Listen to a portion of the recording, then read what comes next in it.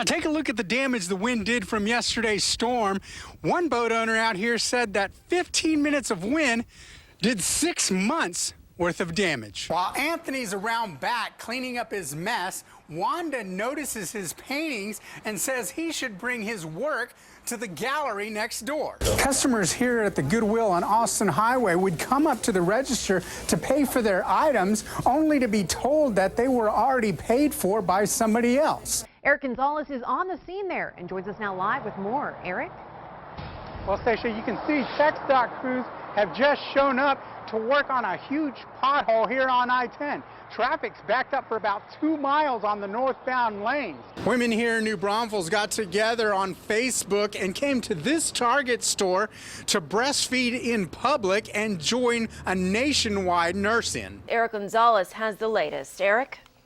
Take a look behind me. You can see the wheelchair that woman was riding in when she was trying to cross Walsham Road. She got struck by a vehicle coming from that direction and then got hit by another going the opposite way. This is Chella's Taco Stand that's been here for a couple of years here on UTSA Boulevard. Now, since I've been here, there's been several cars that have been pulling up on the side of the road. Now, TxDOT has a problem with that and wants this trailer to go. The city says that even though the shelves of the library look empty, the majority of their books are down below in the basement, and they say this is all a big misunderstanding. Saul says the last time this happened, the valve that shuts off this water was paved over, making it hard for them to find and causing a lot more damage to these houses. Live on the west side, Eric Gonzales, KENS 5 Eyewitness News. TxDOT's going to be out here for the next several hours, and 2 lanes will be shut down. Coming up at 5, I'll tell you who's going to be responsible for all the damage to those cars. Reporting live on I-10, Eric Gonzales, KENS 5 Eyewitness News. These rockets accelerated at such an extreme rate that a human being couldn't survive inside of them. Alamo Heights Aero Science class will join about 45 other high schools this weekend in a program called Systems Go that will launch about 75 rockets near Fredericksburg. This is our rocket that's going to go 5,280 feet carrying a 1-pound payload, and the payload that we chose was a pound of ribs. That's right, a pound of ribs will jet to a mile high at 405 miles an hour. It's really interesting, though, to see different groups have different approaches to the exact same problem, and that's kind of the key to this thing, is the innovation. The ribs stacked up there to see if the force of the rocket going up is going to rip off the meat. This rocket had some problems. Small problem. It's a little one.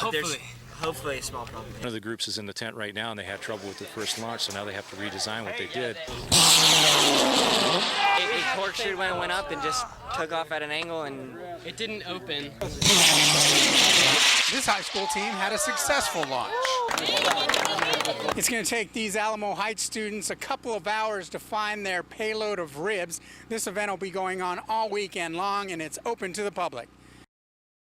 Early morning tragedy as water rescue units frantically searched a raging creek on Nakoma Drive near West Avenue. They were responding to reports that a 29-year-old female had been swept away. It was a silver vehicle that was stranded in the water. Friends of the missing girl say her car stalled in the rising water, then got stuck under a bridge on Rhapsody Drive. Apparently, as she tried to get out of the car, police say she got caught in the current. One of her friends was driving right behind her and watched in horror as her friend lost control, but there was nothing she could do. After almost 3 hours of searching, word finally came from police down creek. We have recovered a body from the creek over here, 200 block of West Nakoma. Her friends gathered as their worst nightmare was confirmed. It was their friend who was found dead. Police report there were at least 4 other water rescues in the same area at the same time the 29-year-old got swept away. Those drivers emerged with the same story, saying that they could not tell that there was heavy flooding ahead of them. It was still dark when this happened, and I just drove straight into it. I couldn't see all the water, so started filling up. Heather Colon says the rushing water picked her car up and turned it completely in the opposite direction. But after being just a block away from the girl who lost her life, she feels lucky to be alive. Yeah, it wasn't fun. It was very scary. Eric Gonzales, KENS 5 Eyewitness News. accelerating. They're not old school soapbox derby cars. You're looking at battery operated electric powered cars that can jet up to 40 miles an hour. 14 students from Southwest High School's engineering team made these cars from the ground up. I'm the first female driver from Texas, and we're the first team from Texas. It took $3,000 and a year to build each car. They rolled up their sleeves and they screwed everything together, they heated everything together, they engineered, they designed. And size does matter. 2 female drivers were picked because 1, they're lighter, and 2, they fit into the cars better. It's really different and it's hot. It's really hot. It's like you're cooking in there, especially with the Mylar covering. It's really hot, but I mean, I wouldn't want to do anything else. And it shows. Last month, the engineering team placed second in a national competition against other schools in Florida. It's an endurance race. Not how fast you can go, who goes the fastest. It's basically how many laps you can do. 1 charge is enough for 116 laps around a racetrack. These kids are not only learning how to work together as a team, but the club has brought students together who otherwise wouldn't know each other. There are some brainiacs in our group, but there's also kids with common skills, career tech skills like welding. These kids hope that more local schools jump in and build their own versions because they look forward to the competition. It's just good to see all your hard work pay off at the end. Eric Gonzales, KENS 5 Eyewitness News.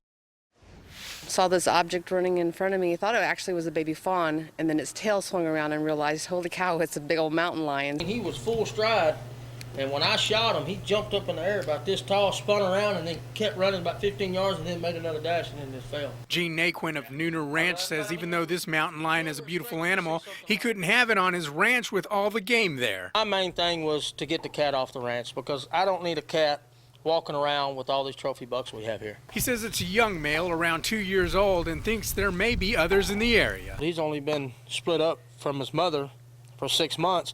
Well, he could have a sister, could have another brother. His mom and his dad might even be around here. There have been several sightings in the area over the past several months. These ranchers aren't sure if this one may be the same one. Mountain lions have always been here. They're in their natural habitat.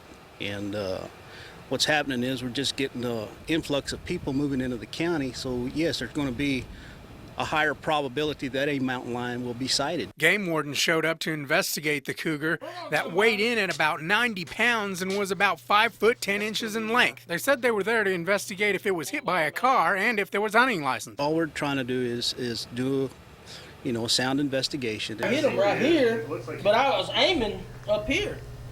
Because he was moving so fast. And if you get the feeling somebody's watching you, you may take another look. Now I really want to be on my toes and pay attention. Usually it's the snakes we're looking for. Now it's the snakes and the cats that we're looking out for. Eric Gonzales, KENS 5 Eyewitness News.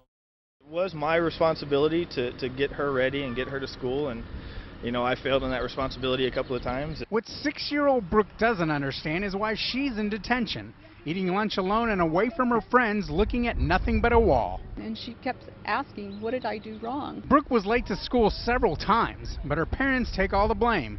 With a newborn baby at home, getting Brooke to school on time has been a struggle. So after 3 tardies, Olympia Elementary School enforced its new policy on Brooke.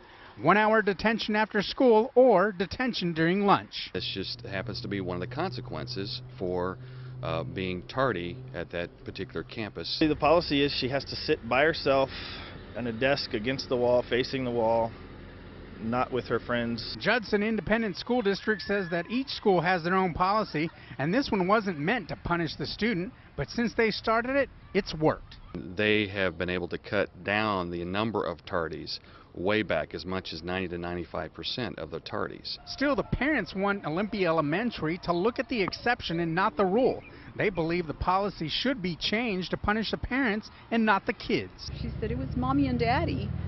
And I told her that sometimes adults make policies and rules that aren't necessarily fair. Brooke's father, he felt bad and sat with his daughter one day during detention. Told her that, we were sorry and, it wasn't going to happen again. Eric Gonzales, KENS 5 Eyewitness News. Well, we asked our Facebook friends, do you think the school should punish kids who have no control over getting to school on time? No alcohol, man. I don't drink too much, so that's cool. No alcohol if you plan on drinking at parks in San Marcos along the river. San Marcos City Council took the first steps that would ban styrofoam coolers, kickboards, and also cigarettes, chewing tobacco, all-terrain vehicles, and some barbecue pits. City Council members weren't available to speak on the issue, but plenty of locals were.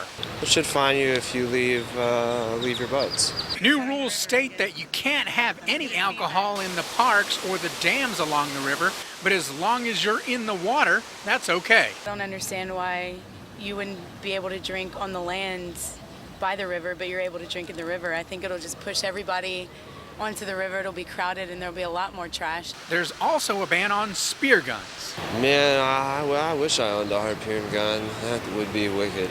The city says they're passing these ordinances to keep the trash to a minimum. I don't know if the people that voted on this are never out here or think we're running like a party every day.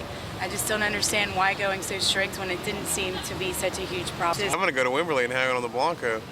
I know a bunch of people out there that have, private park access. Eric Gonzales, KENS 5 Eyewitness News.